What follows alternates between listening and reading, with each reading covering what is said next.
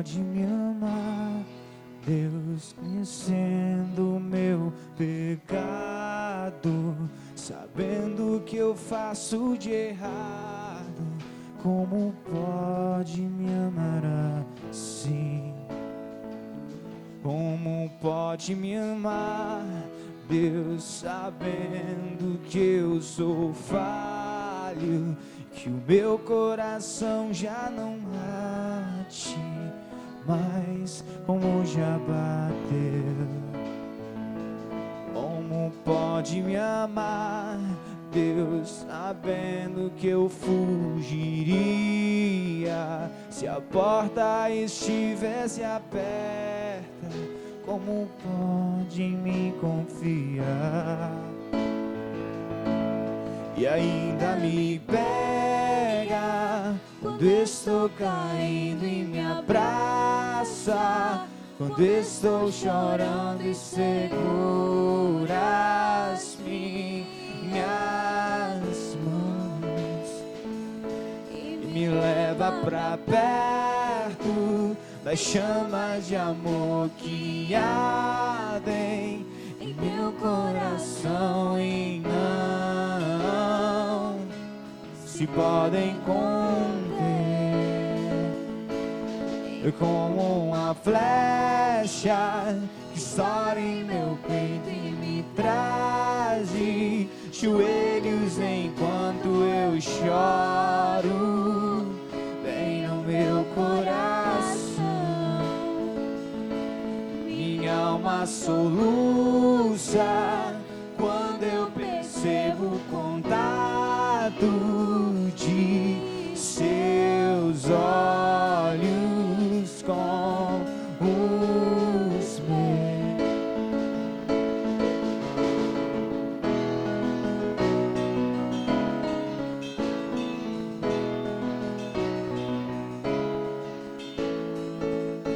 Como pode me amar, Deus, sabendo que eu diria, sabendo que eu me frustraria.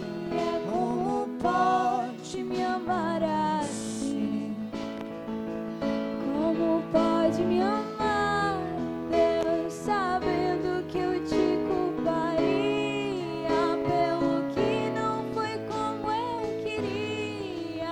Como pode me amar assim?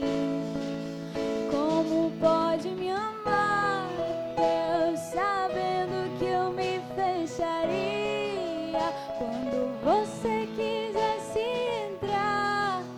Como pode me confiar? E ainda me pega quando estou caindo e me abraça, quando estou chorando e seguras minhas mãos e e me leva pra cá das chamas de amor que ardem em teu coração e não se podem conter.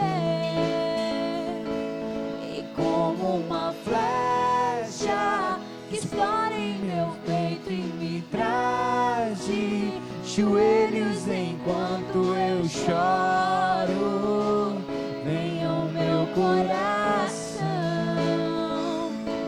Minha alma soluça quando eu percebo o contato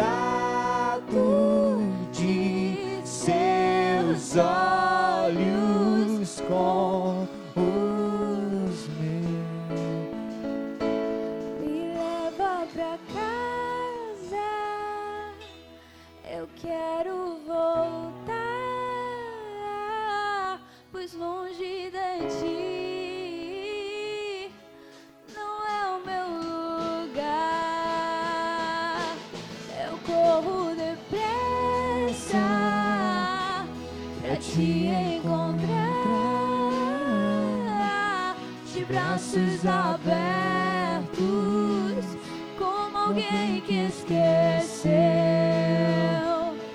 Me leva pra casa, Eu eu quero voltar,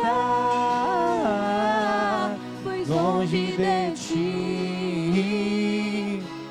não é o meu lugar.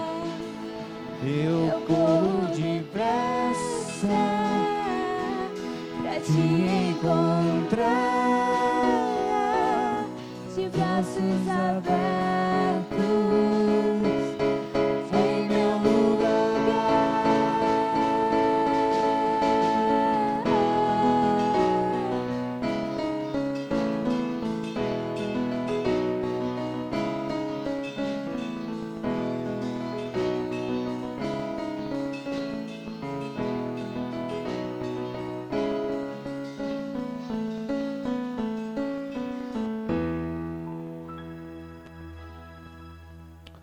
Boa noite, família Vida.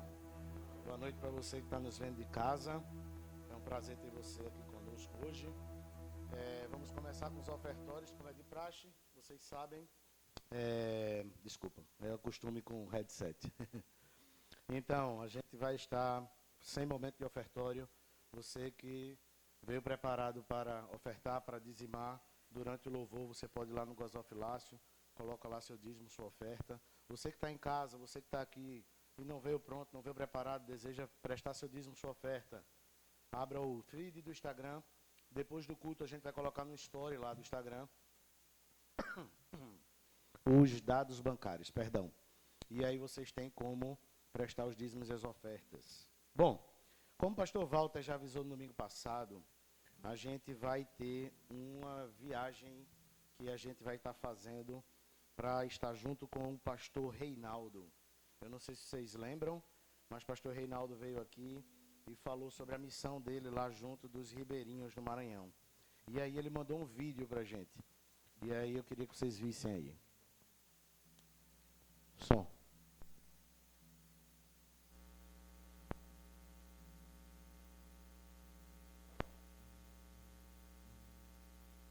Só um instantinho.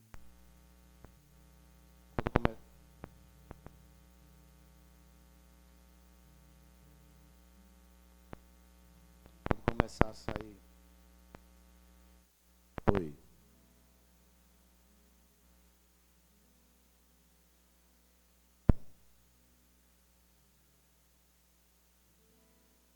Tira o som e coloca o som na televisão. Agora está saindo.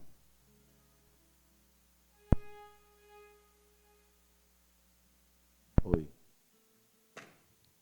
Oi. Aumenta no controle.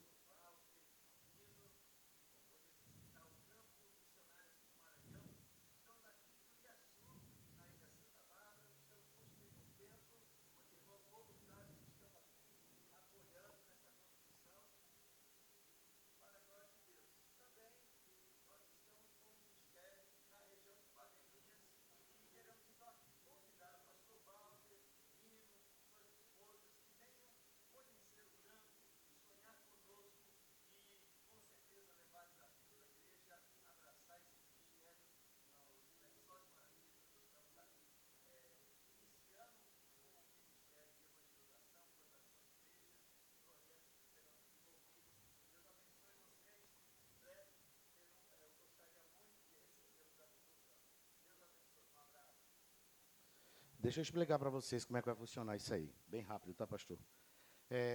No dia, a gente vai ter, eles estão implantando a sede missional em Barreirinhas, lá no Maranhão. Hoje, esse Turiaçu é onde está tendo é uma ilha onde está tendo essa construção. Lá em Barreirinhas, que é a cidade principal do Lençóis Maranhense, eles estão começando agora. E eles vão ter 2 semanas de implantação da missão. E quando encerra, no dia 14 do próximo mês, eles chamaram para que a gente fosse lá para passar 3, 4 dias com eles, para conhecer. E o principal objetivo é, além de a gente apoiar a missão, é a gente, quando voltar, poder fazer um grupo da igreja, que a gente possa pegar um ônibus e ir embora para o Maranhão, e a gente possa trabalhar missionalmente lá com eles durante uma semana, durante um tempo. O objetivo da gente é indo lá para ver a estrutura que tem como se levar, Não tem como a gente, dá para a gente levar 2 ônibus da igreja, e a gente chega lá e não tem uma estrutura que dê para a gente, né, ficar tranquilo, sem problema. Então, a gente vai estar indo, eu e o pastor Walter, a gente não fizemos orçamento quanto a ir de avião e alugar carro, eu fiz um orçamento nesse sentido, sendo que lá precisa ser carro 4x4 e por aí vai. Então, assim, ficou inviável a gente ir de avião. A gente vai estar indo de carro daqui para lá, né? A gente tem disponibilidade de um carro 4x4, então a gente vai de carro e volta de carro. Além dos irmãos estarem orando por a gente, que a gente vai estar fazendo essa viagem, não é para a próxima semana, ainda falta tempo, mas para vocês estarem orando, gostaria também de dizer aos irmãos que a gente não vai fazer essa viagem com recursos da igreja, tá? Vão ser recursos próprios que a gente vai estar indo para lá. E também, se Deus tocar no seu coração, você que está em casa, você que está aqui, para o critério de, a gente quer ajudar essa viagem de vocês para ir lá, para a gente, é uma missão, querendo ou não, que a gente vai estar indo fazer. Então, você entra em contato com o pastor Walter para poder estar aí junto com a gente nessa missão. Sábado que vem, dia da família, né? A gente tem até a imagem aí do dia da família, do domingo passado a gente colocou, mas aí eu vou colocar no Instagram, vocês vão estar tendo acompanhamento. Sábado que vem, a gente vai ter um dia todo na fazenda com o pessoal da igreja. Todos vocês estão convidados, quem está em casa, quem está aqui na igreja. Entre em contato no inbox comigo. Já tem várias pessoas botando nome para mim, reservando, eu vou. Mas quem tiver interesse, quem quiser ir de carro, quem não vai de carro, vai no ônibus, entra em contato para poder não perder sua vaga. Vou dar um exemplo de Juninho. Juninho tem a mulher e tem o filho. Aí Juninho, eu vou. Aí eu, eita, peraí, mas tua mulher e teu filho vai também? Porque aí tem que colocar na lista para poder a gente ter toda uma estrutura, inclusive a quantidade de comida. Então a gente conta com vocês para que vocês entrem em contato e a gente possa aproveitar esse dia. A gente vai chegar aqui no sábado à noite, tá? Vai ser lá para umas 10 horas da noite, eu acredito que a gente vai chegar do sábado. A gente vai ter um culto da fogueira, bem legal e tal. Então, a gente só vai sair à noite de lá para cá, tá bom? O custo é de R$30 adulto. Criança, se eu não me engano, a gente colocou por 15, não foi, pastor? E criança, 15. Isso tá o transporte para quem vai de ônibus e a alimentação lá, tá bom? Então, todos convidados, entrem em contato no WhatsApp comigo ou no Instagram, no direct do Instagram. Fala lá comigo que a gente pode reservar e fazer sua reserva. Meus irmãos, vamos abrir a Bíblia no livro de Salmos, 119, versículo 97 ao 105.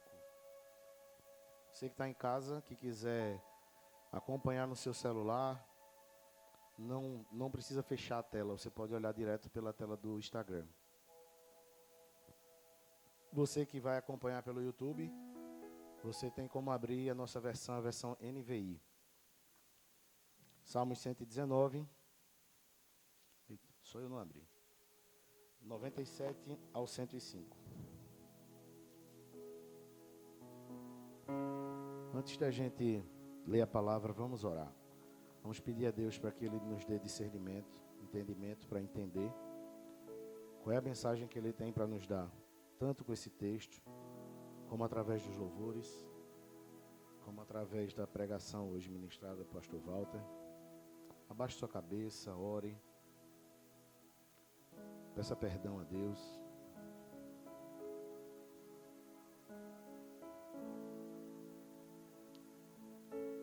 Senhor Deus, obrigado, Pai, por este dia.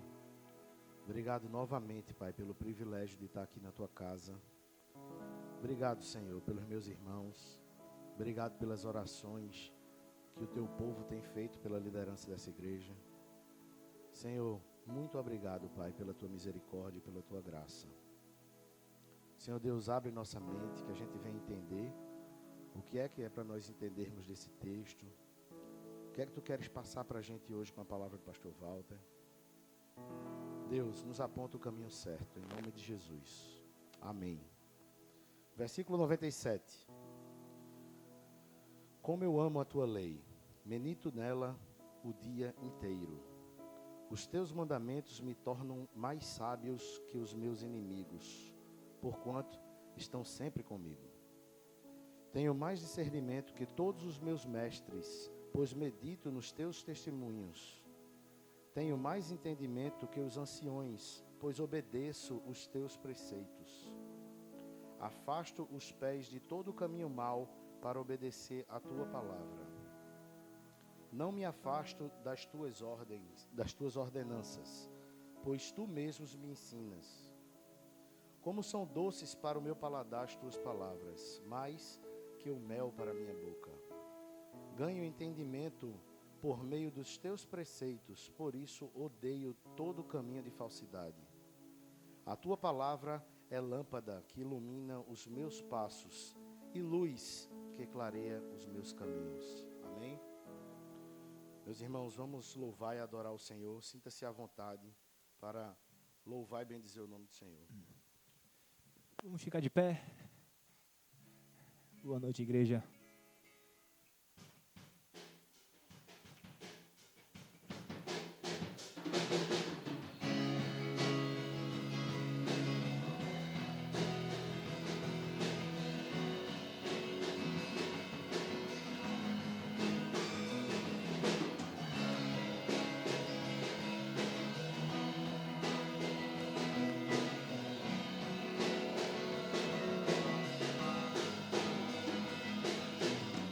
Eu vejo o Rei da Glória vindo com o seu poder e a terra vai estremecer.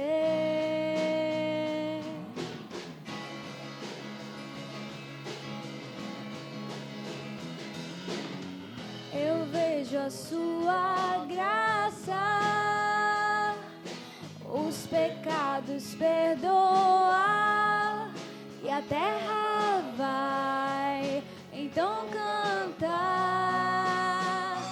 Hosana, Hosana, Hosana nas alturas.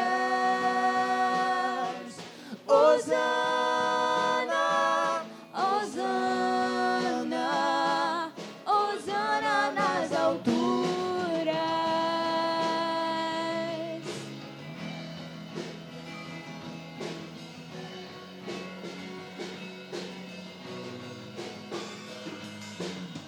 Eu vejo um povo eleito assumir o seu lugar pra sua fé compartilhar. Eu vejo avivamento quando teu povo orar e te buscar, e te buscar. Hosana, Hosana,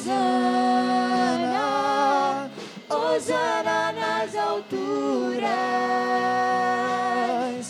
Hosana,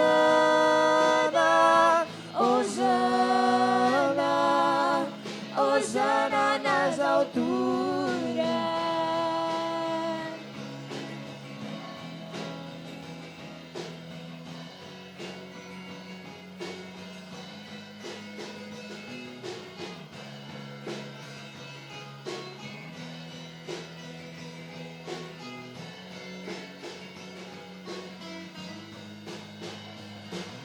Limpa o meu coração, Abre os meus olhos para que eu possa ver com o amor que tens por mim. te amo.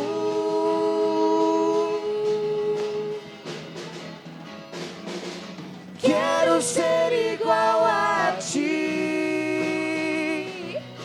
Tudo que sou é pra teu louvor, pois contigo vou viver pra sempre.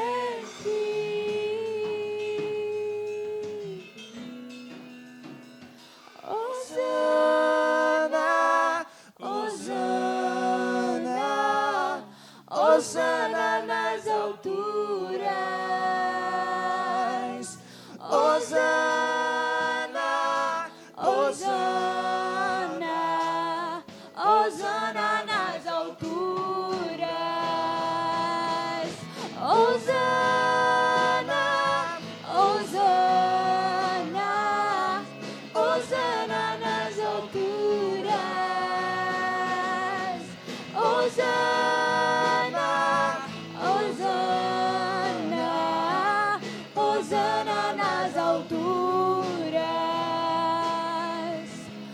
Hosana nas alturas,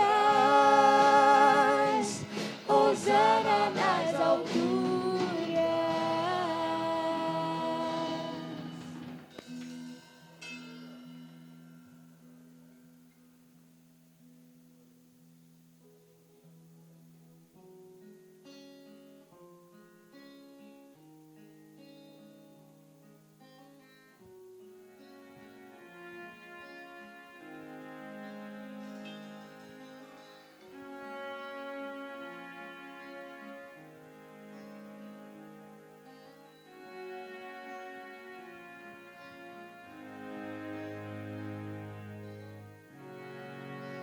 Nova vida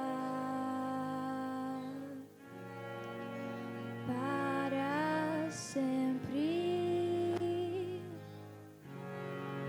uma família, alegria.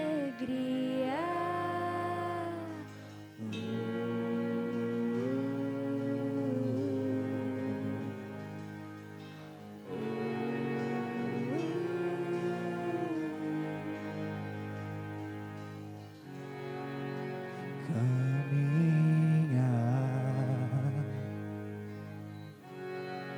o amor buscar,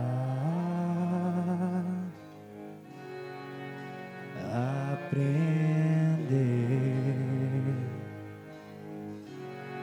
a luz brilhar,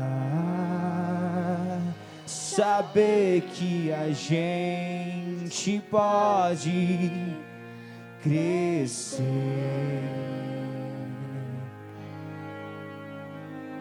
viver, chorar, dançar e se alegrar.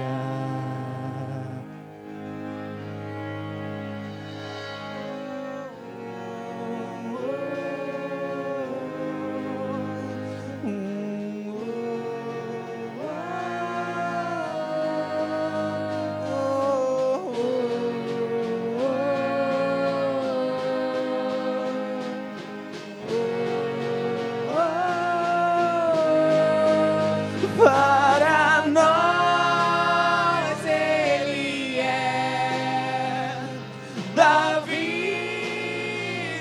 o melhor, nosso mover, existir, paraíso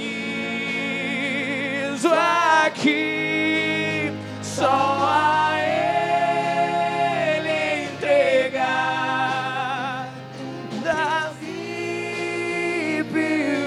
Fim do universo, Rei do mundo, a luz.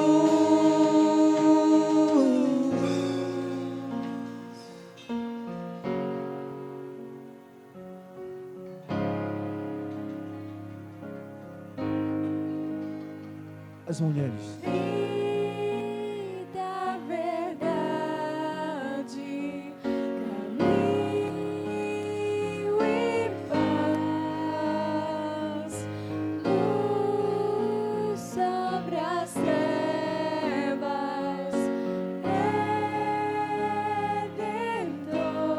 Os homens, nosso refúgio,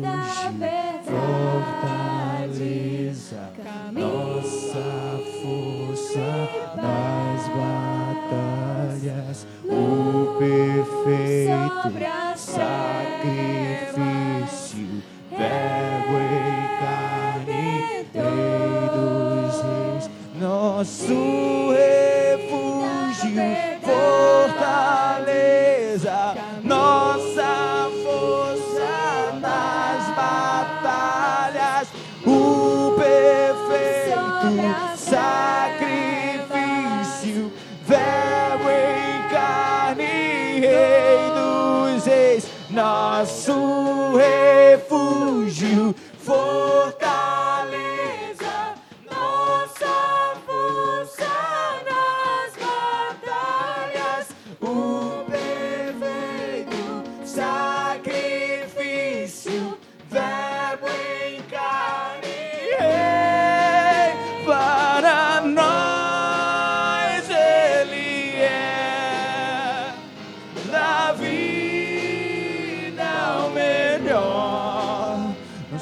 mover e existir. Paraíso aqui, só a Ele entregar o princípio e o fim do universo,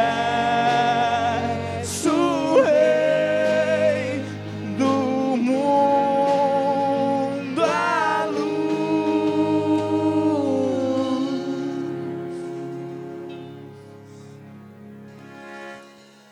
Glória a Deus. Podem sentar.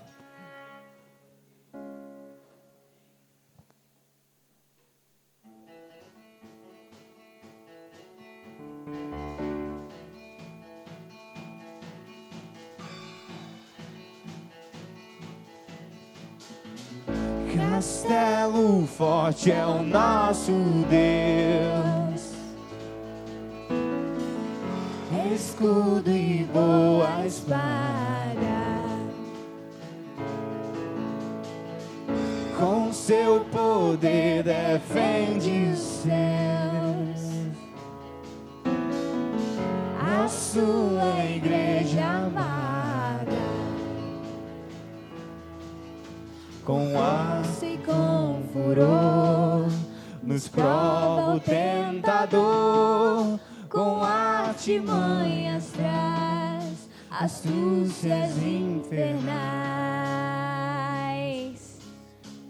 iguais não há na terra.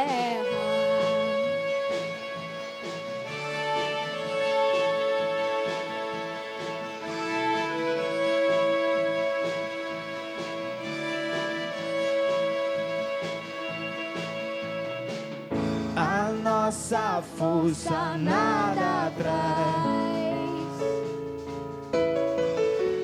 estamos nós perdidos, mas nosso Deus socorro traz, e somos protegidos. Defende-nos, Jesus, o que venceu na cruz, Senhor dos altos céus, que sendo o próprio Deus, triunfa na batalha.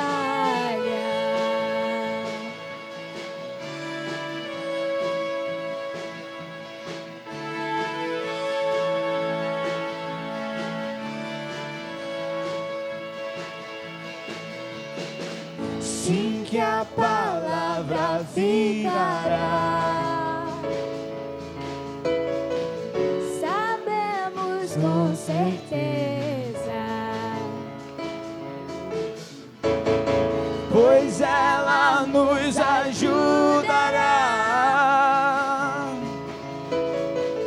com armas de defesa.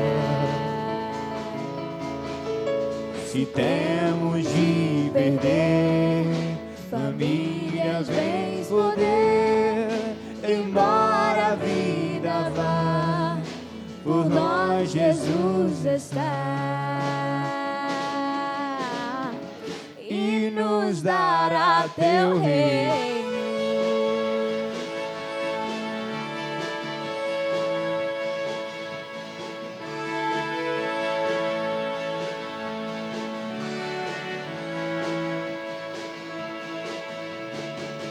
Castelo forte é o nosso Deus, Castelo forte é o nosso Deus, Castelo forte é o nosso Deus, Castelo forte é o nosso Deus.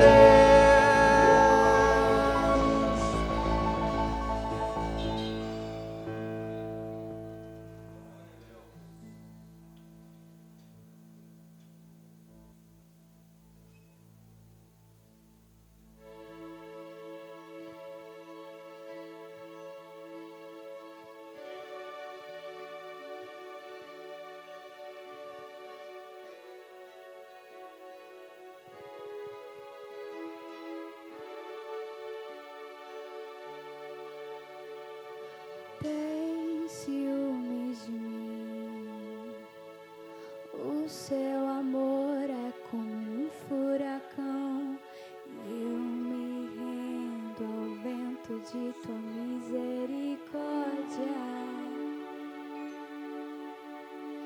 Então de repente não vejo mais as minhas aflições, eu só vejo a glória.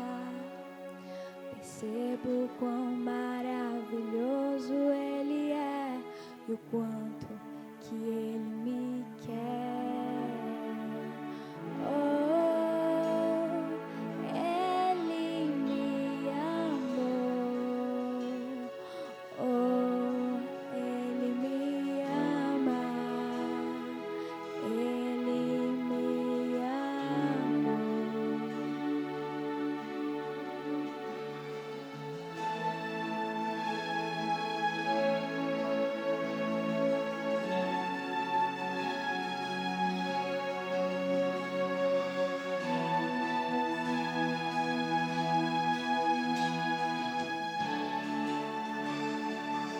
Tem ciúmes de mim. Tem ciúmes de mim. O teu amor é como um furacão. E eu me rendo ao vento de sua misericórdia. Então de repente não vejo mais as minhas aflições, eu só vejo a glória. Percebo quão maravilhoso Ele é e o tanto que Ele me quer. Oh, Ele me amou. Oh, Ele me ama. Ele me amou. Declare.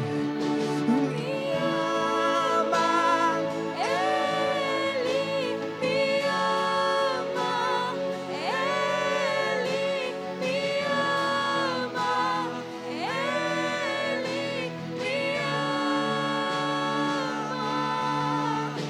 me ama, Ele me ama, Ele me ama,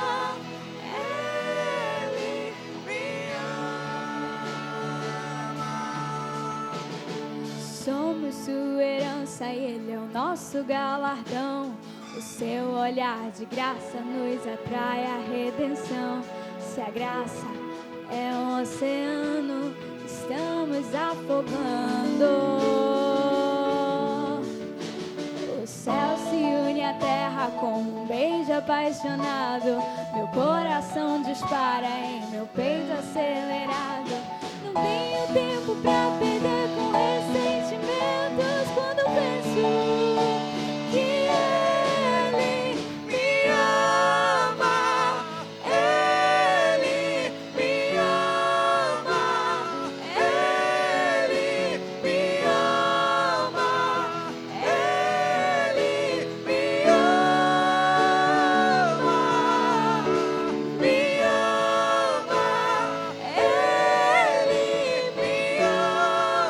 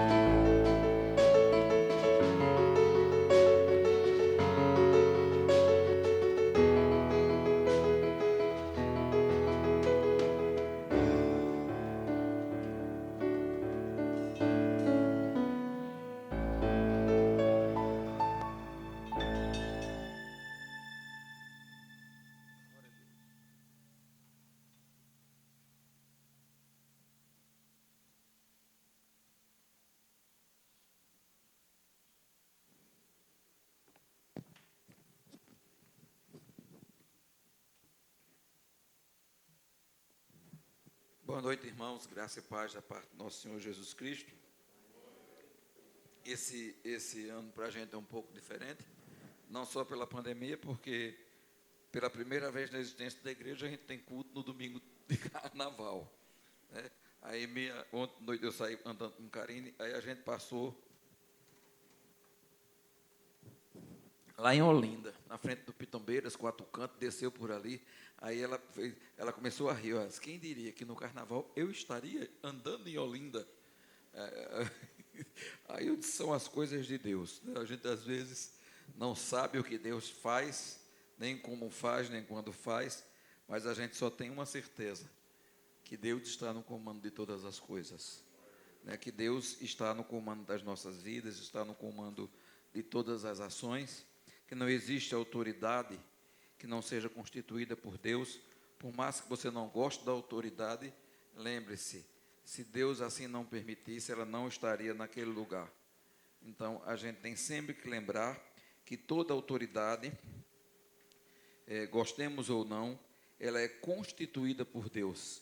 E quando eu vejo dias como hoje, tempos como hoje, que são difíceis, especialmente para algumas categorias, por mais que para mim seja muito bom imaginar que a cidade não tem carnaval, é triste também, porque eu sei que economicamente muita gente vai passar dificuldade, né? Muita gente que dependia de alugar casa, de vender coisas, de restaurantes que são proibidos de abrir, né? Em Olinda e no centro da cidade, né? Música ao vivo nos restaurantes, coisas assim que a gente não entende, né? Quando decisões, mas a gente sabe que em todas as coisas nós temos um Deus que governa, e a gente tem que orar pela cidade, lembrar de que às vezes nós oramos nesse período, quando estamos fora, a igreja é fechada, oramos para que Deus tome conta da cidade. E hoje a gente tem que orar para que Deus tome conta daqueles que dependem não só do carnaval, mas depende de eventos, depende de todas as coisas, depende do movimento de turista. Então, a gente às vezes, na nossa forma de pensar, não é uma questão de falta de fé, é uma questão de respeito às pessoas que trabalham. Então, a gente precisa orar por essas pessoas. E antes de fazer a nossa pastoral no nosso período para a eleição de presbíteros, eu quero que você curve sua cabeça e vamos orar. Deus, nós te damos graças, porque em tudo Tu és Deus eterno, em tudo, Pai amado, a Tua vontade prevalece, não a nossa. Louvamos o Teu nome, ó Deus, porque sabemos que todas as coisas hão de cooperar para o bem daqueles que Te amam. E nós queremos declarar o nosso amor ao Senhor, porque fomos amados primeiro pelo Senhor. Deus, nessa hora eu quero pedir ao Senhor, em primeiro lugar, que o Senhor abençoe o nosso estado, o nosso país. Deus, nesse momento, nesses dias que seriam dias entregue à folia, entregue a coisas que não glorificam o Teu nome, mas sabemos que são dias também, ó Deus, em que muitas vezes nos esquecemos de que todas as coisas estão no controle das Tuas mãos. Quando lembramos do quanto Teu nome foi zombado, ó Deus, no carnaval do ano passado, e vemos hoje, ó Deus amado, o país inteiro sem esse carnaval, não há como pensar, ó Deus, que a Tua mão não esteja nesse lugar. Mas também, ó Deus, eu quero colocar diante do Senhor, porque sabemos que a Tua graça, Senhor, Deus, não a graça salvadora, mas a Tua graça comum é sobre todos os homens. E muitas pessoas, ó Deus, que angariam recursos nesse período do ano, para viver um bom tempo do ano. Muitas categorias profissionais, ó Deus, estão sendo prejudicadas, estão sendo perseguidas também, ó Deus, de certa forma. E nós queremos colocar esses profissionais nas Tuas mãos, Senhor.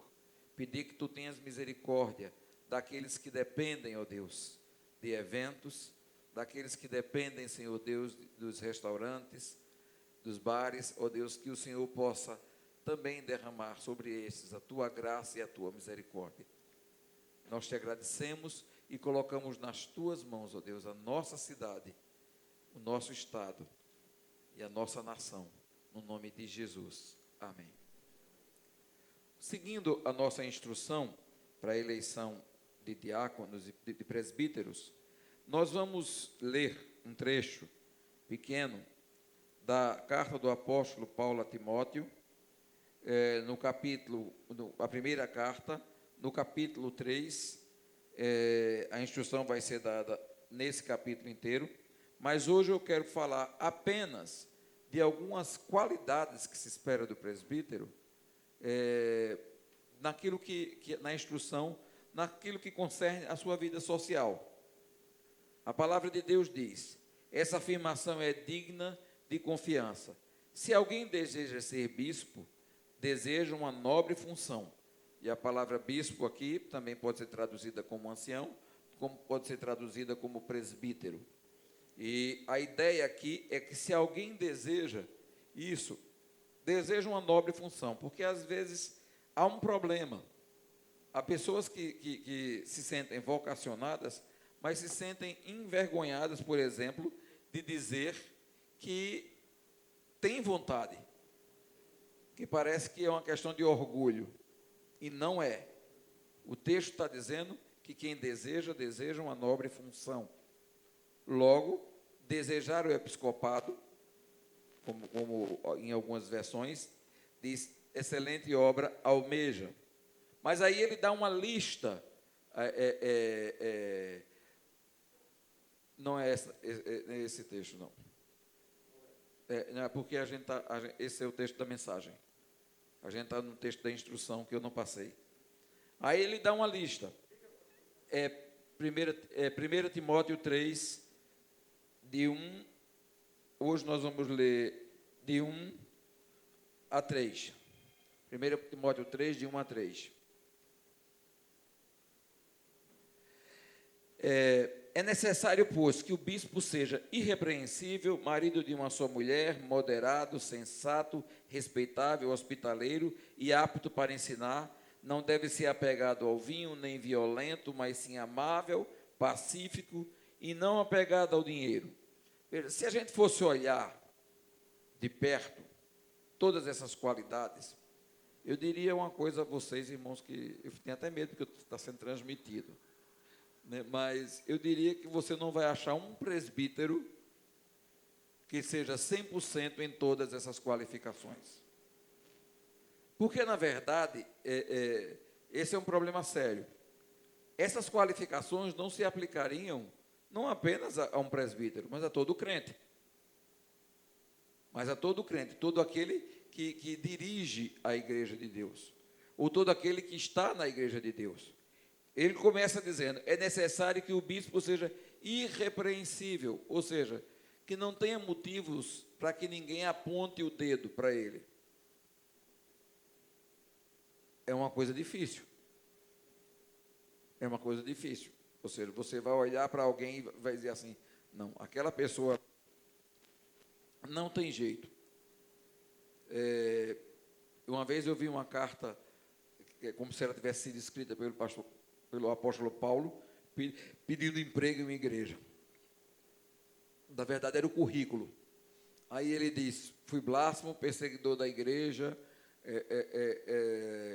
consentindo a morte de um homem, e sai descendo uma série de qualificações, e depois, quando ele testa as qualificações positivas, elas são bem menores, né? Aí a pergunta embaixo é, você contrataria esse pastor? Mas a carta era montada de uma forma para você não desconfiar que era o apóstolo Paulo. E quase todo mundo que lia a carta dizia, Deus me livre de contratar uma pessoa dessa. Aí, pois essa carta de apresentação do apóstolo Paulo. Então, quando a gente fala irrepreensível, é alguém que ninguém teria do que apontar. Agora, algumas coisas são bem claras e bem fáceis, como, por exemplo, marido de uma só mulher. O bispo não pode ser um homem que vive dando mau testemunho contra a fidelidade conjugal. Essa é a primeira. Ele é marido da sua esposa. Ele é moderado, sensato, respeitável. Veja, coisas assim. O problema dessas palavras, é como diria C.S. Lewis, é que as palavras, às vezes, vão definir coisas que não são iguais para todo mundo. O que é uma pessoa moderada? Apesar do termo grego serem esses termos aqui, sensato, respeitável, a gente às vezes fica confuso, porque uma palavra pode ter um significado para mim, eu posso considerar uma pessoa moderada, fulano é moderado, aí o outro olha e faz, é nada, aquilo dali não é moderado de jeito nenhum, aquilo dali perde as estribeiras facilmente, tudo que ele faz é exagerado. Mas porque você tem você já está balizando ele com outra pessoa, outro modelo. Porque quando a gente vai determinar moderação, sensatez, a gente geralmente olha para outras pessoas. Se tem alguém pior ou se tem alguém melhor. Então, se você está numa terra de cego, quem tem um olho é rei. Então, quando olhamos para cá, para a Escritura é muito clara quando ela vai dizer que ele tem que ser marido de uma só mulher, tem que ser um homem que apresente moderação, de forma geral, nas coisas que faz. Ele não é aquela pessoa exagerada nas suas atividades, nas suas atitudes. Sensato, ou seja, que tem literalmente senso, juízo. Aquela pessoa que você sabe que não é envolvida com dívidas, com coisas desse tipo, ou seja, ele é sensato, ele é respeitável, ou seja, as pessoas que o conhecem o respeitam. E a gente vai tratar isso no último domingo, né, que um bom testemunho, se alguém pudesse fazer, era que todos os candidatos, antes de ser presbítero, a gente pudesse perguntar ao vizinho dele quem ele era. Porque se você perguntar à sogra, não vale não, né, porque a sogra vai reclamar demais. Mas perguntar ao vizinho, né, chegar para o vizinho e perguntar, quem é essa pessoa? O que você me diria dele? Né? Ele é respeitador? Né? Ele é respeitador? E aqui outra coisa, hospitaleiro, uma outra qualidade. Veja, são todas qualidades de relação. Alguém que não fecha a porta de sua própria casa. Alguém que não fecha a porta de sua própria casa e que recebe com facilidade e apto para ensinar. Apto para ensinar. E quando alguém diz apto para ensinar, veja, não está falando aqui de alguém profundo conhecedor da Bíblia, apenas. Porque tem gente que conhece a Bíblia demais, mas não tem o que nós chamamos de didática, ou didática natural. Não sei se você já teve professor que você já percebeu que ele sabia muito, mas a aula era uma desgraça. Porque você saía da aula sem entender nada, quase nada, mesmo sabendo que aquele professor tinha conteúdo. E tinha professor, eu já tive professor, que não tinha tanto conteúdo, mas que tinha facilidade em ensinar. Não deve ser apegado ao vinho, nem violento. Veja, quando ele fala apegado ao vinho, não está dizendo que não beba, simplesmente. É que ele não seja apegado ao vinho. Na minha opinião própria, por exemplo, pastores não deveriam beber, por exemplo, no caso dos pastores, em lugares públicos, porque quem olha pode não entender aquilo que está vendo. Como é que eu aconselho um alcoólatra se eu corro o risco de servir de pedra de tropeço para ele? Aliás, essa deveria ser uma ação de todo cristão. Abrir mão de alguma coisa que gosta, se pode prejudicar alguém. Esse é o ensino do apóstolo Paulo. Por isso que eu digo, as qualificações cabem para todos os cristãos. Né? Não só para o bispo, para o diácono. Não violento, Ou seja, não é aquela pessoa que vive envolvida em brigas, em agressões, mas sim amável, pacífico e não apegado ao dinheiro. Amável, pacífico e não apegado ao dinheiro. Aquela pessoa que, porque quando você está na função, seja de diácono, seja de presbítero, seja de pastor, é claro que todos nós somos humanos. Você pode chegar um dia que o presbítero, como a gente diz brincando, desceu pelo lado errado da cama, né?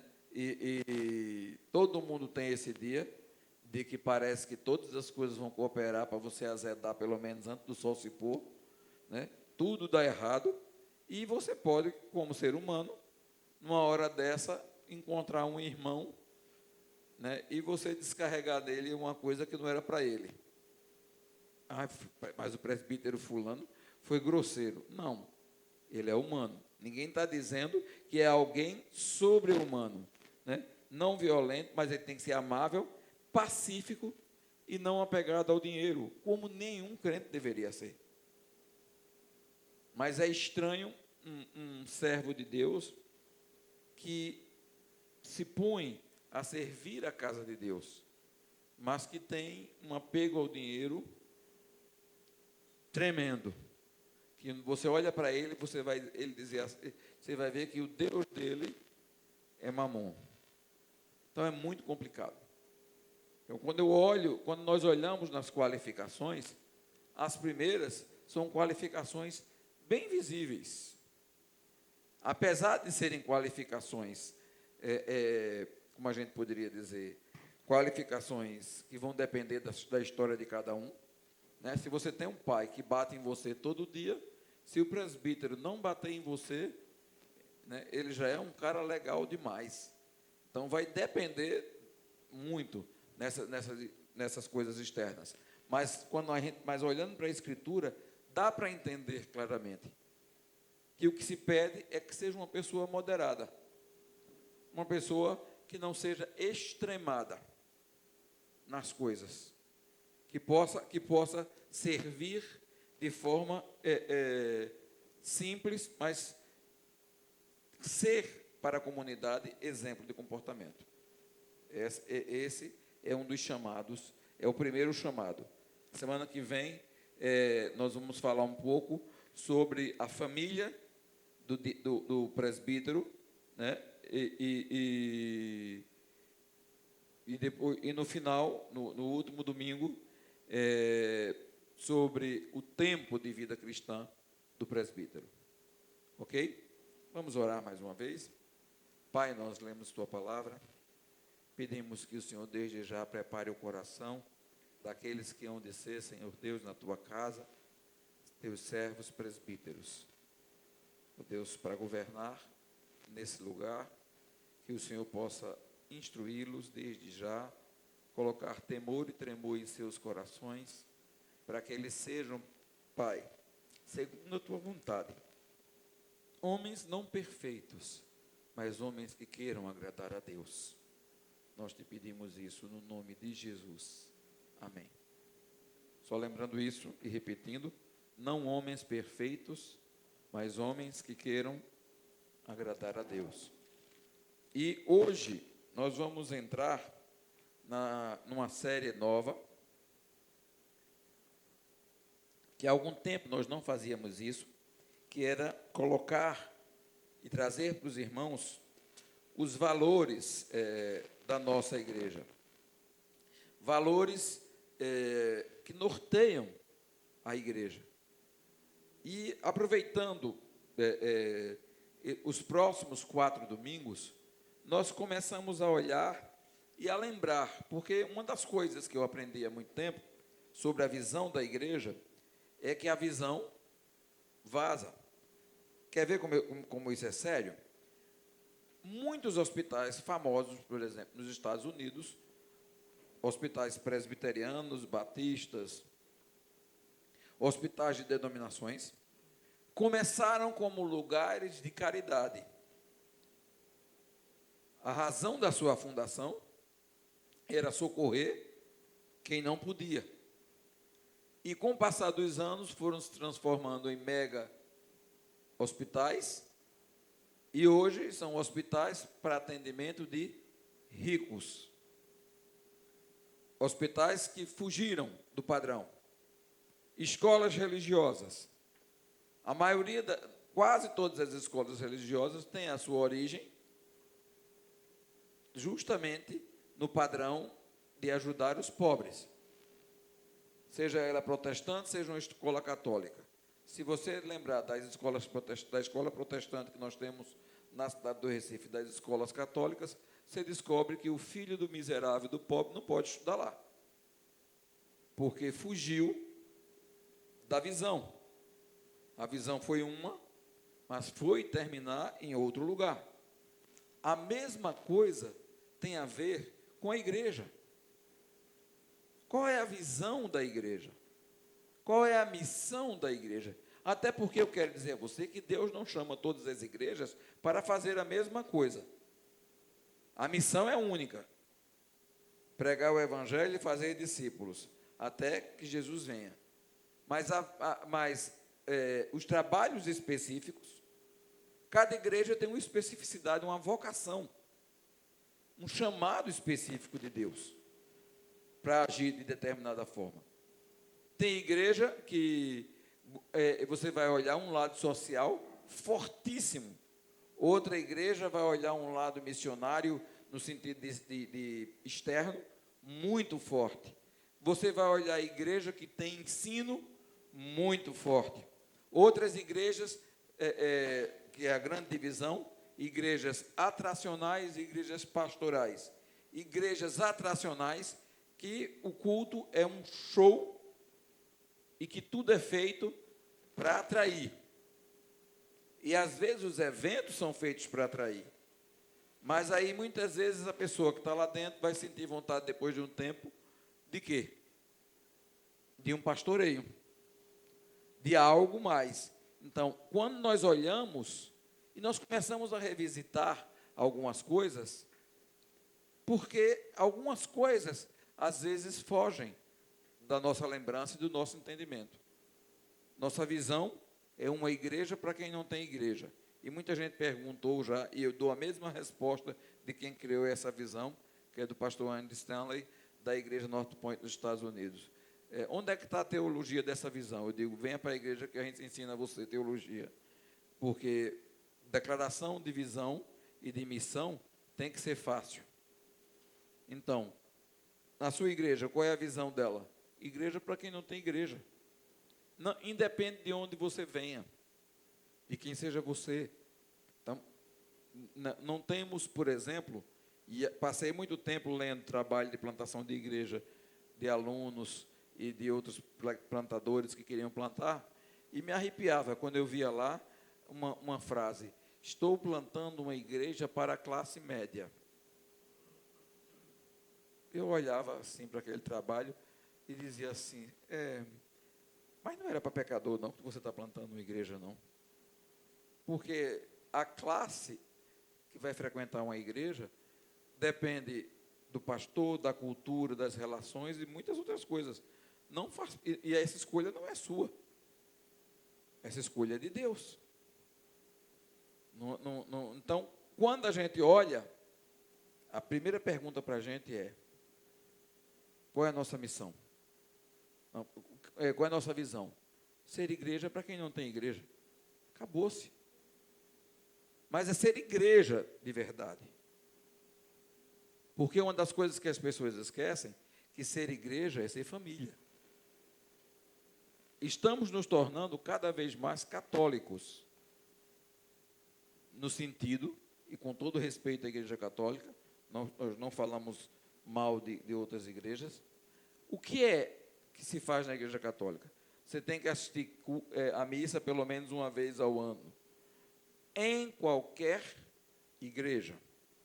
E aí se criou uma turma de crentes que gostam de passear. Fiscal de igreja. Vai passear para todo canto.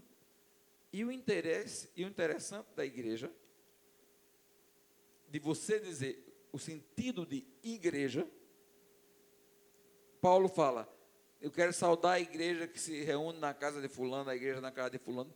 Igreja tem um sentido de que eu conheço você, você me conhece, nós nos conhecemos e nós nos cuidamos. Há um sentido comunitário, de pertencimento.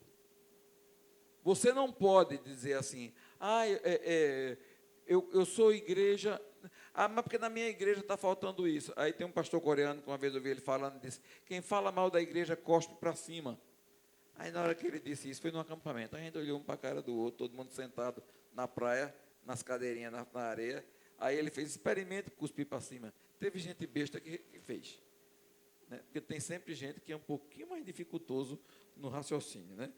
Aí cuspiu para cima. Não precisa dizer onde caiu, né? Aí ele disse, pois é, fala mal da igreja, cuspir para cima. É em você mesmo que você está cuspindo. Por quê? Porque você faz parte do corpo de Cristo. Você é a igreja.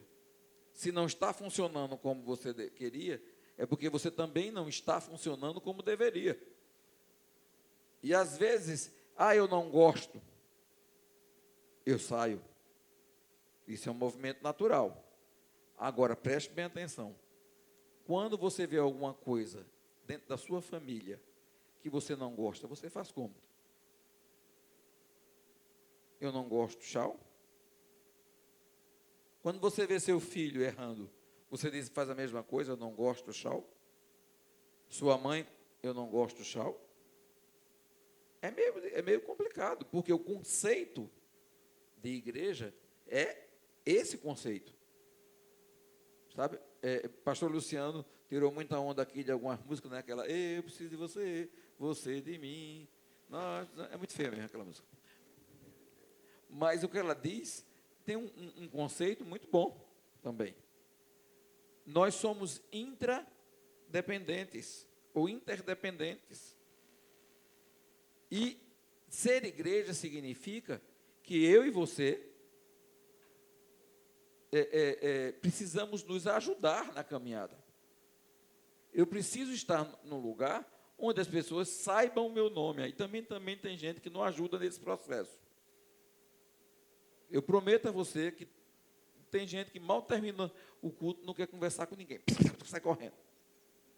Aí dá vontade de dar uma carreira atrás. Ei, vem cá. Mas preste atenção. É uma coisa importante fazer parte e ser conhecido. Alguém diz assim, mas isso é fácil numa igreja pequena. Eu digo, não, isso é difícil em qualquer canto. Igreja pequena, igreja grande, porque você tem que entender o seguinte, o sangue que corre nas suas veias é do seu pai e da sua mãe. E seu laço familiar você preserva. Mas o sangue que lhe lava é o sangue de Jesus. E ele é mais precioso do que o sangue que corre nas suas veias. Por isso a Bíblia diz que existem amigos mais chegados do que irmãos. Ele está falando de irmão de sangue. Então, a ideia é valorize o laço espiritual. Porque o sangue que é derramado sobre ele é maior do que o sangue que corre nas suas veias. É maior do que o sangue que corre nas suas veias. Então, a visão de igreja vai por aí. Vai por aí. Então, o que é que eu tenho que entender? Não é que eu não possa assistir culto em outra igreja. Mas esse é esse é uma coisa mais moderna. Esse costume de passear. Uma vez eu estava dando um treinamento aqui, aí a gente falando para as mães que tinham os filhos adolescentes, eu digo, olha, cuidado quando seu filho começa a passear demais. Porque a estatística diz que só 25% continua na igreja. Aí uma mãe que eu conhecia, levantou a mão e fez, eu discordo. Aí eu conheci essa mãe. Eu disse, olha, na tua casa eram 4, não é isso? Ela disse, é. Vocês faziam muito isso na adolescência? Ela, demais. Eu disse, quantos estão na igreja? Ela disse, eu. Eu disse, pois é, 25%. Você está dentro da estatística, por mais que você não goste. Por quê? Porque, veja, é impossível aquela descrição de corpo que Paulo dá, da mão, do olho, de tudo, se você não se você não conhece. Eu não posso ser o olho de quem eu nunca vi. Veja, uma coisa é a gente ter aquela comunhão espiritual, sentar com alguém que acredita com a mesma coisa que a gente.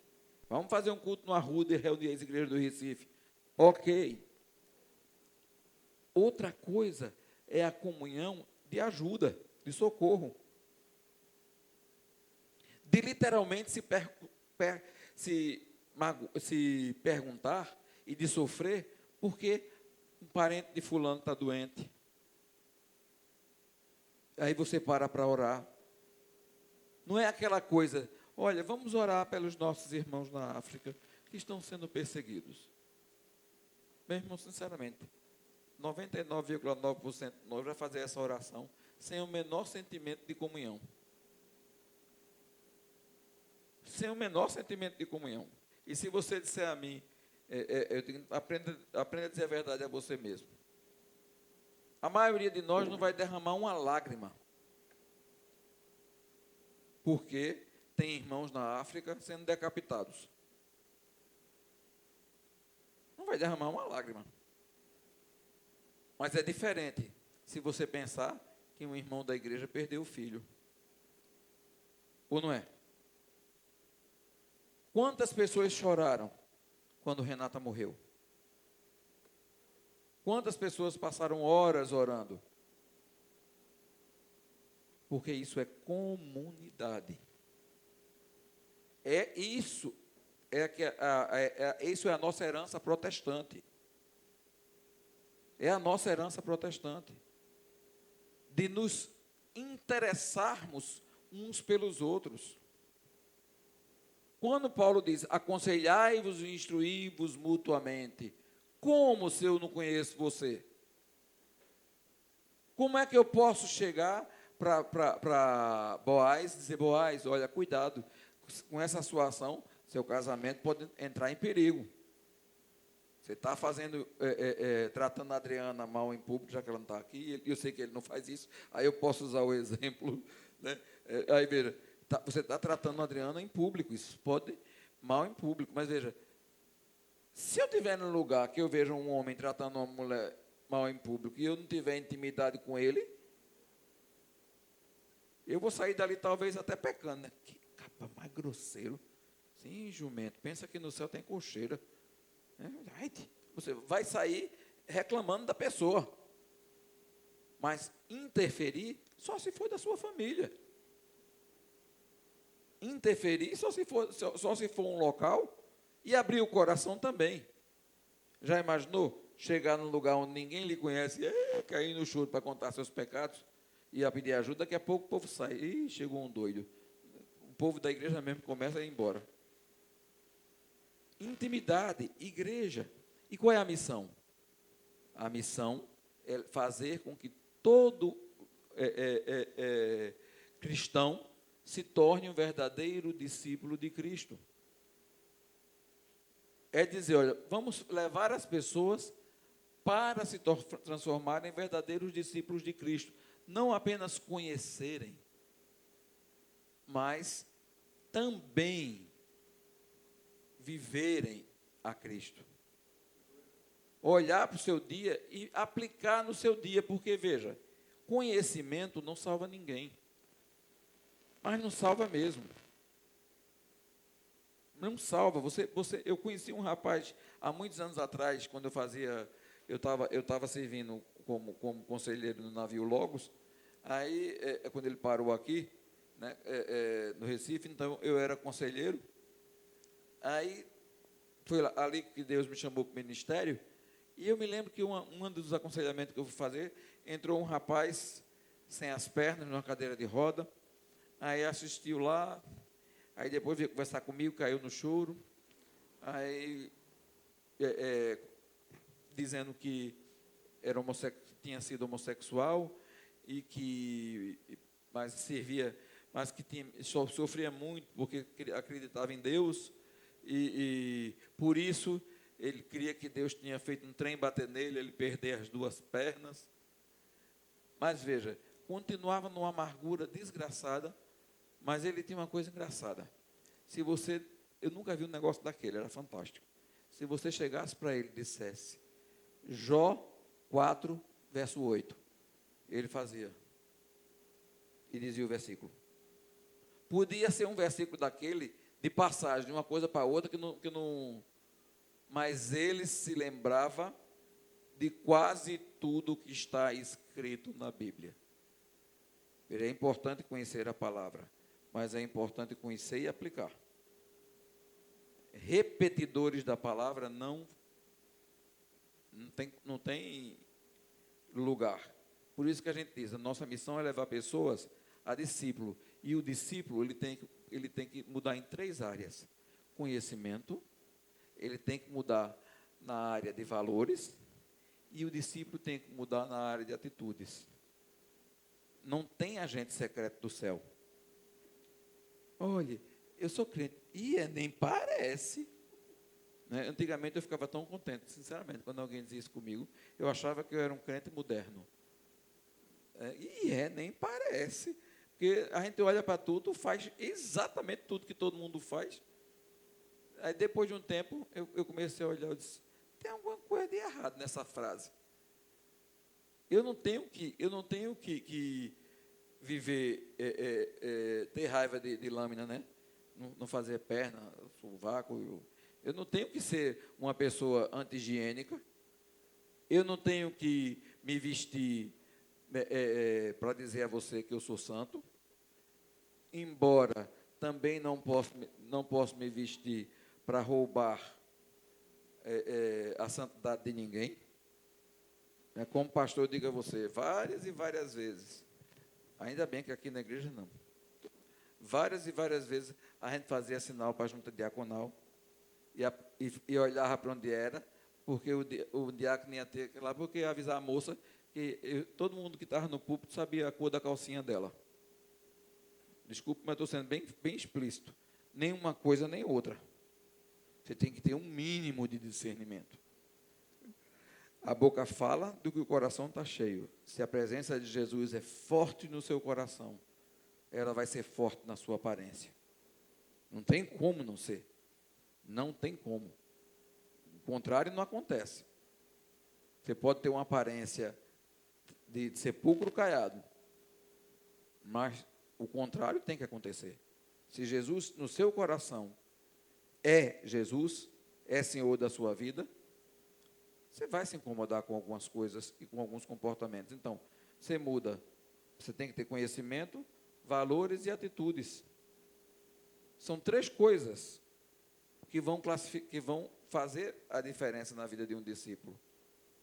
Não é que você, agora que se converteu, porque também tem gente que se converte e acha que ser santo é uma vida sem graça, né? Você vai para o testemunho do camarada, que a gente brinca muito com aquela história do testemunho, né? Sabe, vocês já viram a história daquele camarada, né? Que quando vai contar o testemunho, é assim: olha, meus irmãos, quando eu vivia no mundo, eu bebia que só. Olha, era Andréia, ele lembra de todos os rótulos, né? Olha, eu saí com uma mulher só por noite, que conversa! Eu saí, era com 10 mentirosos, né? Aí vai, aí conta, e ri. Mas hoje, depois que eu aceitei Jesus, eu só fico com uma. Só tomo água. Ou seja, numa tristeza desgraçada, toda. Então, não é isso que a Escritura está dizendo. Pelo contrário, nós temos a verdadeira alegria. Nós temos a verdadeira alegria para ter na presença de Deus. Então, missão é isso. Mas hoje eu queria terminar falando do nosso primeiro valor. E o nosso primeiro valor é uma igreja bíblica. É uma igreja bíblica. Por isso que é 2 Timóteo 3,16, que é aquele texto. Toda a escritura é inspirada por Deus e útil para o ensino, para a repreensão, para a correção e para a instrução na justiça. Veja, e o 17 que eu não mandei colocar aí, que diz assim: para que o homem de Deus seja apto e plenamente preparado para toda boa obra. Apareceu. Eu gosto de ver assim. Eu digo uma coisa, a equipe já botou os dois. Mas veja, toda a Escritura é inspirada por Deus. Então, quando a gente diz uma igreja bíblica, não significa, meus irmãos, que, olha, agora aqui na igreja a gente só vai cantar salmo, vai fazer isso, porque a gente tem que tomar cuidado. Existem duas coisas inimigas de uma igreja bíblica. Uma se chama tradição. A tradição fica em pé de igualdade com a Escritura.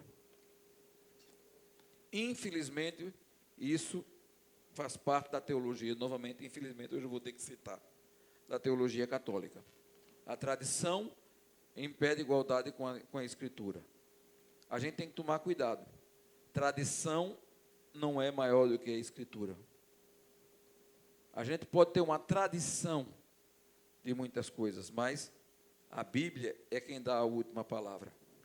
Porque senão a tradição fica sendo uma coisa burra. Quer ver um exemplo? Já contei aqui a história do peixe. Da receita judia de peixe.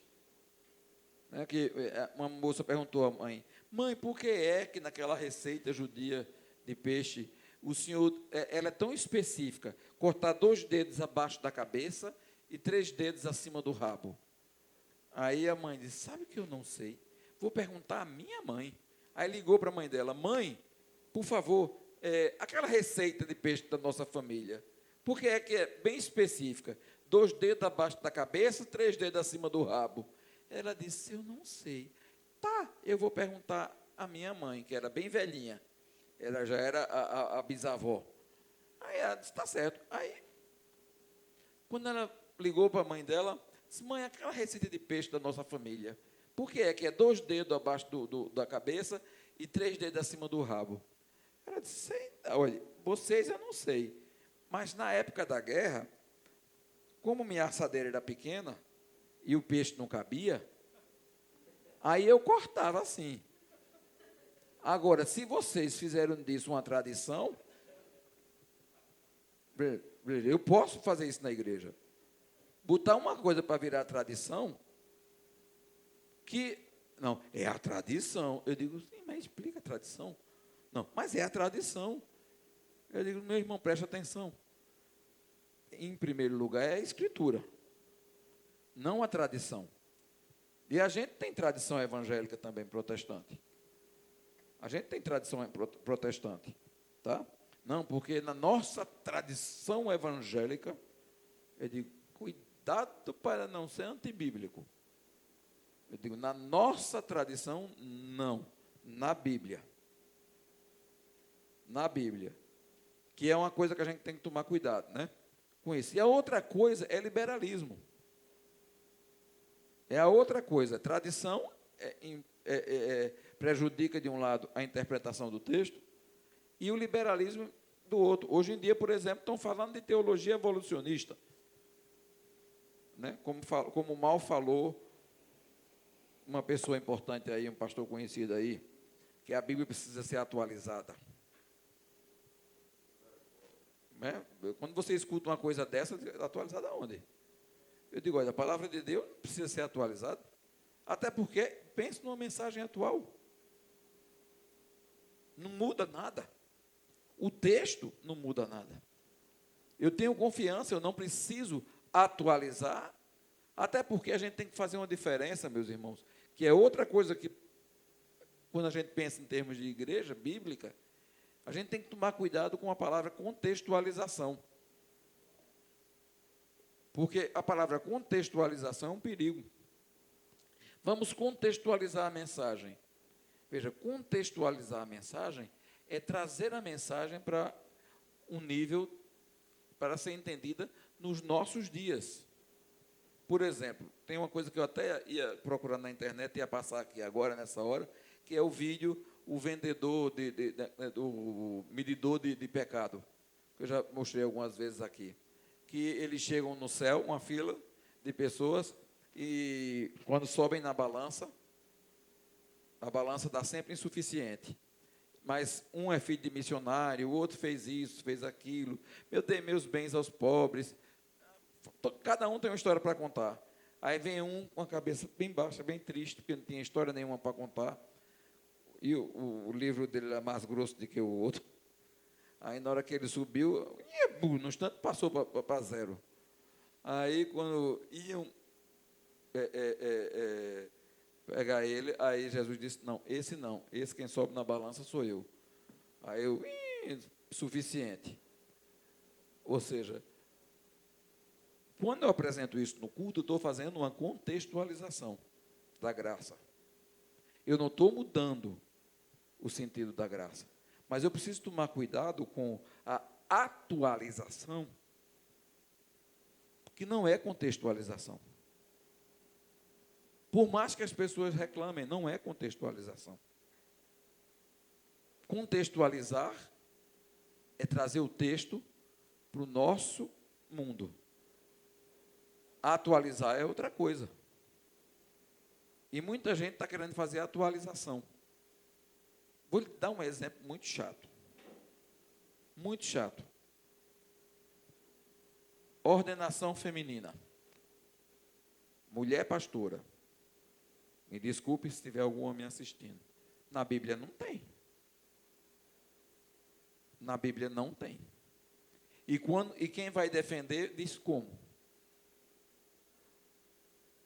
A mulher evoluiu. E tem tanta coisa que evoluiu que se eu fosse usar esse argumento, eu ia trazer um bocado de aberração. O texto diz claramente que o sacerdócio é masculino. Acabou-se. Não tem argumento bíblico para fazer. Isso é atualização. Isso não é contextualização. Quando a gente pensa num valor como esse, toda a Escritura é útil. A gente está dizendo que tudo que a gente precisa está aqui, e esse daqui é o nosso manual. Tudo. E como diz meu pai, a Bíblia é feita beira de sino. Aí eu disse, como? Ele disse, dura, dá uma dentada. Aí eu digo, tem coisas que são indigestas, mas que não estão aqui para você dizer, eu concordo ou não concordo. Então, quando nós estamos pregando ou trazendo para a igreja um ensino, na nossa cabeça é que tudo na igreja tem que ter uma razão bíblica. Muita gente, às vezes, mas a gente devia fazer mais eventos de comunhão. Aí eu digo, não, discordo. A gente teria que fazer mais eventos de oração. Porque igreja não é clube. Não que eu não acho que a gente não tenha que ter evento de comunhão. Vamos ter sábado, se Deus quiser. Mas a ideia é olhar sempre para o valor bíblico. O que está acontecendo é bíblico. Eu tenho defesa bíblica. Porque se a Bíblia não for o primeiro parâmetro de todas as coisas, não só na vida da igreja, mas na sua vida, é um perigo. Veja, a igreja é formada por pessoas míopes, feito eu.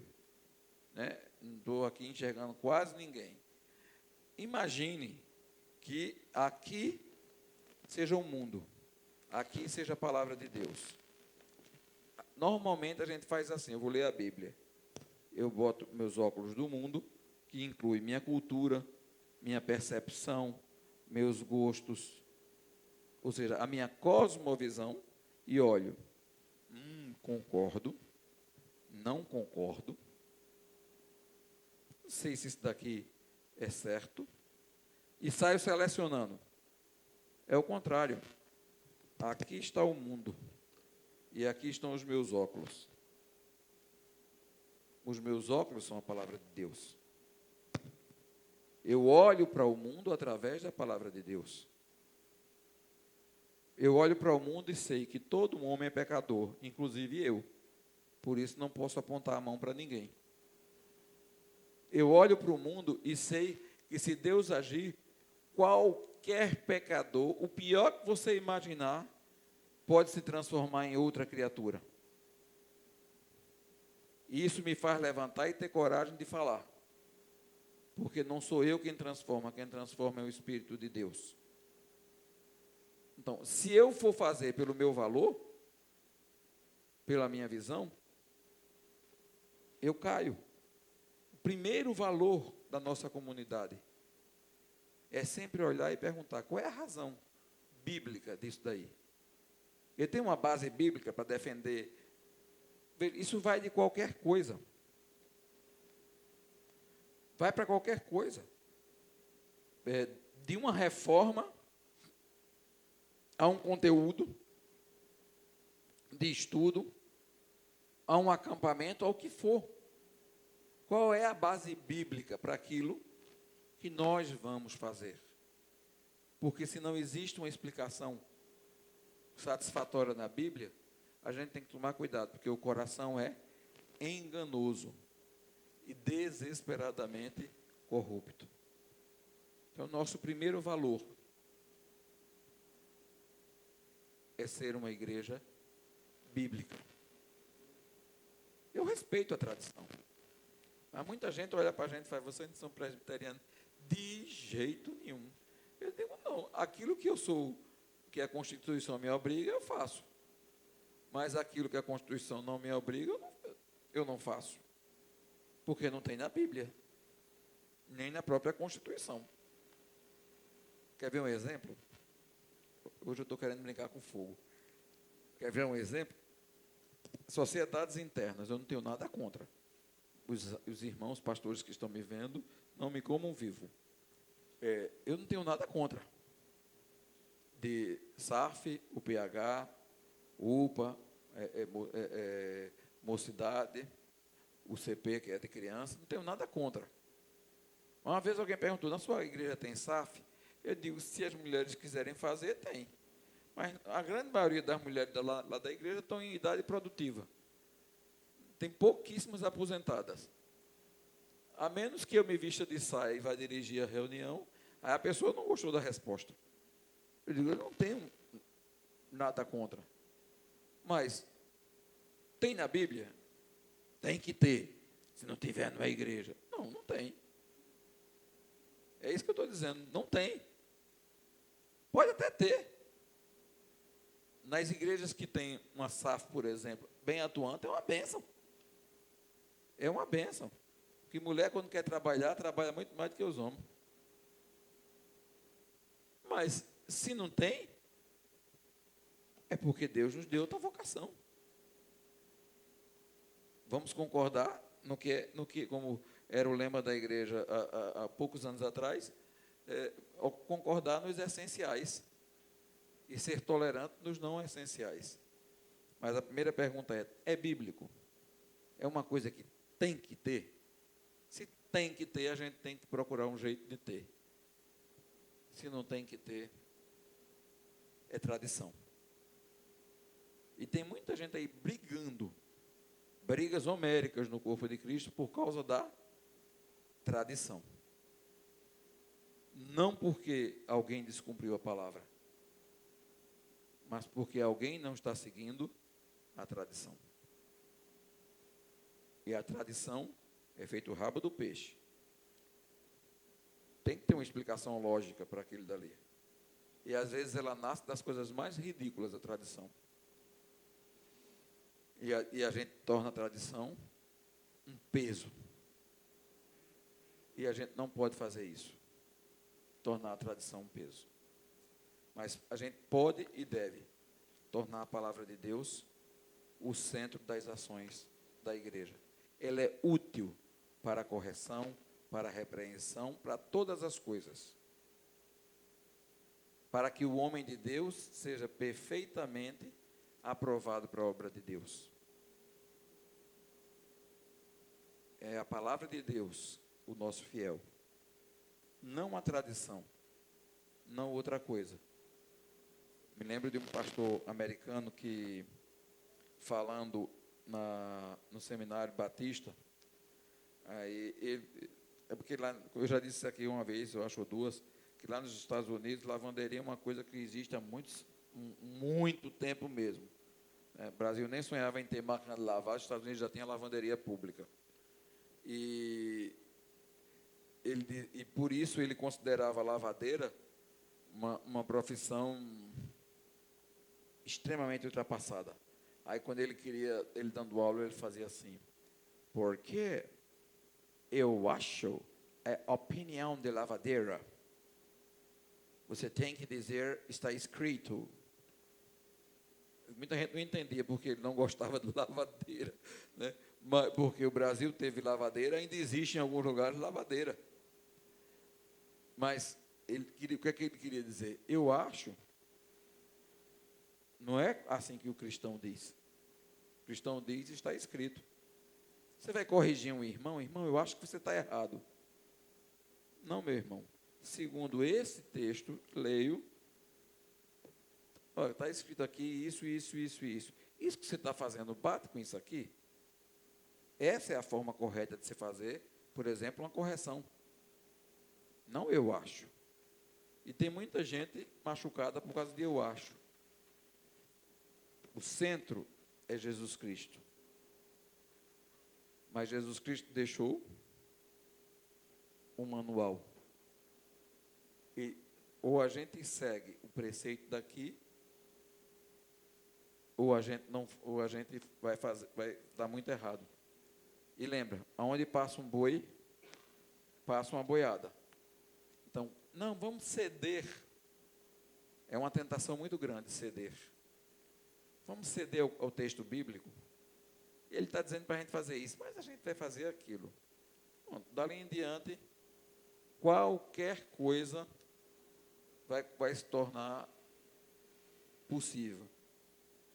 Porque a Escritura deixou de ser a fonte de ensino, de correção, de repreensão, de tudo. E quando a Escritura, ela deixa de ser isso, ela é só um livro, igual a qualquer livro. Por isso que tem igreja, nos Estados Unidos principalmente, que no domingo eles fazem pré-evangelismo. Eles não usam a Bíblia no púlpito. Sobe um profissional, alguém para dar uma mensagem, linda mensagem de autoajuda. Nada de Bíblia, hora nenhuma. Aí você diz, como essas igrejas estão fazendo isso? Porque moveram uma besteirinha. Quando você move uma besteirinha, é fácil empurrar o resto. É assim que começa o movimento do liberalismo. Não, a gente não presta atenção nisso, não. Na sua vida particular também. Eu sei que Deus não quer isso, mas eu vou. Ok, pode ter certeza que dali em diante, outras portas e outros absurdos estão abertos. Porque a concessão que foi feita para uma coisa abre o raciocínio, mesmo raciocínio, para outras coisas. A gente não já fez aquilo? Besteira. Então, vamos fazer aquilo outro? Vamos fazer mais aquilo outro? Mais aquilo outro. Quando você vê, você está distante de Deus. Mas minha oração é que Deus nos mantenha uma igreja essencialmente bíblica, onde os valores estão fundados e as ações estão fundamentadas na palavra de Deus. Amém? Vamos orar?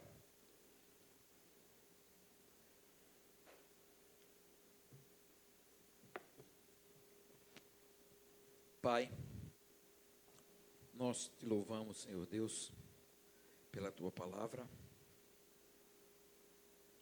Nós te louvamos, Senhor, porque tu tens derramado sobre nós do teu Espírito. E mesmo em meio a tempestades, ó Deus, nós sabemos que se tu estás no barco, todas as coisas cooperarão para o nosso bem. Abençoa, Senhor, nessa noite, a tua igreja, o teu povo. E abençoa de forma especial, Senhor, aqueles também que estão viajando, nos ouvem de casa. Abençoa, Senhor Deus, os membros da igreja que estão nas praias, descansando, aproveitando esses dias também para descansar. Mas que em tudo, ó Deus, o que paute a nossa casa, a nossa vida pessoal, nossos relacionamentos e a nossa vida comunitária, que seja a Tua palavra, Senhor, o centro das nossas decisões. Que ela seja, como disse o salmista, lâmpada para os nossos pés e luz para os nossos caminhos. Que, como disse também o salmista, como pode o jovem guardar puro o seu coração em dias tão difíceis como esse, ó Deus? E a Tua palavra mesmo diz, observando segundo a Tua palavra, que os nossos pés caminhem em caminho, Senhor, onde o Teu Espírito aponta. Que os nossos pés caminhem em caminho, Senhor, onde a Tua palavra abre as portas. E assim, Senhor, todos nós seremos bem-aventurados. É o que te pedimos no nome de Jesus. Amém. Fiquemos de pé, irmãos, e vamos receber a bênção.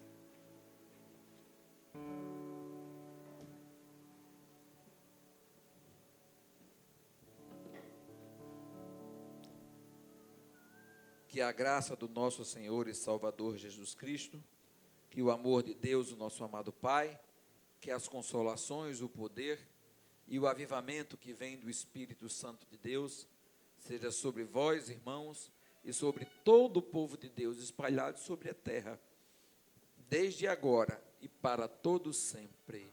Amém.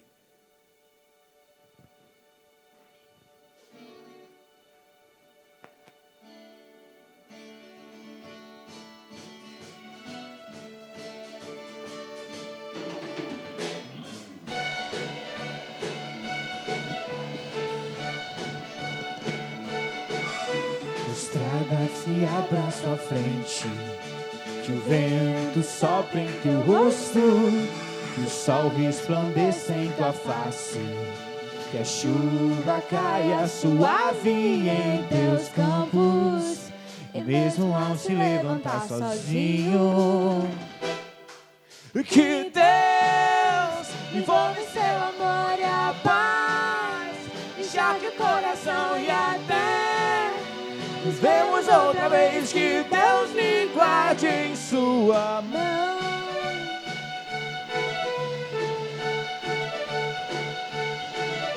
Com as gotas da chuva em teu rosto, com a brisa me tragam alívio, e as tarefas comuns e diárias sejam um peso ao teu coração. Mesmo ao se levantar sozinho, que Deus envolve seu amor e a paz, encharque o coração e até nos vemos outra vez, que Deus me guarde em sua mão, que Deus envolve seu amor e a paz, encharque o coração e até nos vemos outra vez, que Deus me guarde em sua mão.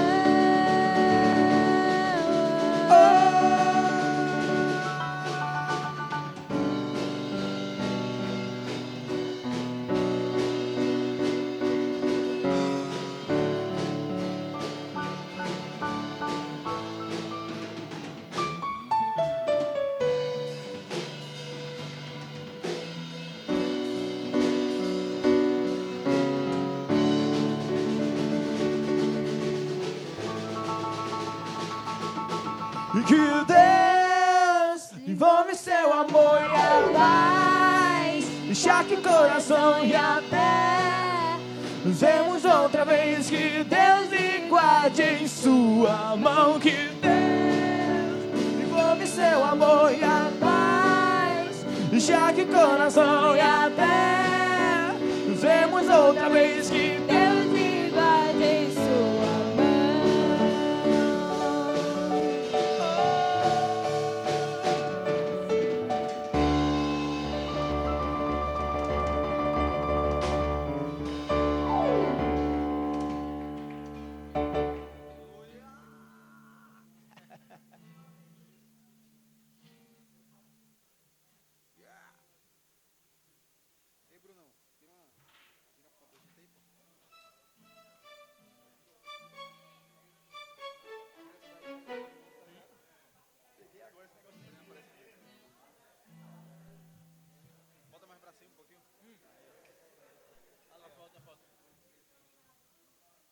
Acho que o microfone está na cara dele.